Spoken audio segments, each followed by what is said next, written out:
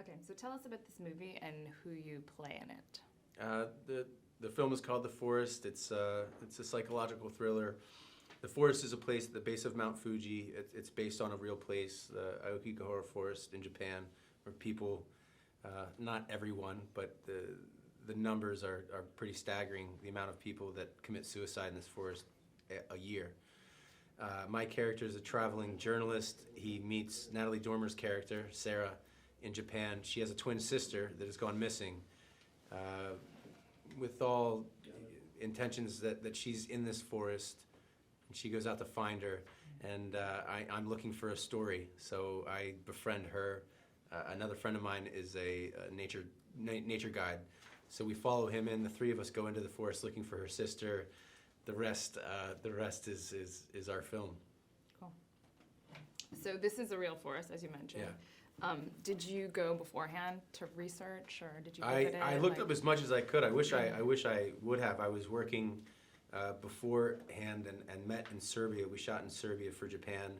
Natalie Dormer, I think she spent maybe 2-3 weeks in Tokyo, and they shot there for a while. But I didn't. But there on YouTube, there's actually a great. It's a Vice documentary.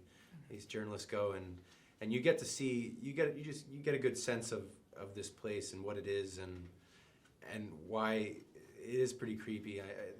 Even in that little documentary, the film, they're walking around and you see a noose, you see someone camping, or you see something off the beaten path, and it's eerily quiet. There's no wildlife, and you kind of get a feel for why and how things happen like this there, and easy to get lost too. So what were the toughest scenes for you to shoot, like physically? Physically, it wasn't. I guess I can't say that anything was too taxing. There was a lot of like running through, and then there was a couple where Natalie's character gets into the terrain is really difficult there in the forest. Sinkholes, caves, roots and all of that. So the running and stuff is one thing, but she got into a couple spots, and I have to get her out. And my intentions, maybe good, maybe bad, but I'm doing my best. Those were a bit trying, but it wasn't horrible. It wasn't horrible. I had a really good time making the project, and anything I had to do in terms of stunts, I did them on my own. So, and I'm like, I like that stuff anyway. Right. So what was it like to work with Natalie? It was great. I think that's always a variable where you're going to work with somebody. I knew of her, had never worked with her, and you don't know if chemistry is going to be there or not, just in terms of a scene partner. And we hit it off. We had a great time. We're working on something that has pretty dark content, so you entertain a little bit of levity into the picture, and it just helps. Like, so we're able to laugh and carry on.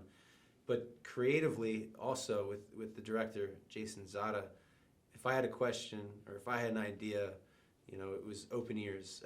Natalie as well. If I said, you try this, or can I try this, or if you want to go here, let's. And it's just it's a bit of a dance, a bit of a tennis match, and it's you have to have an open partner.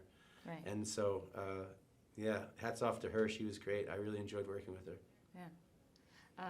And then just speak a little bit about like what audience are going to experience watching the movie unfold.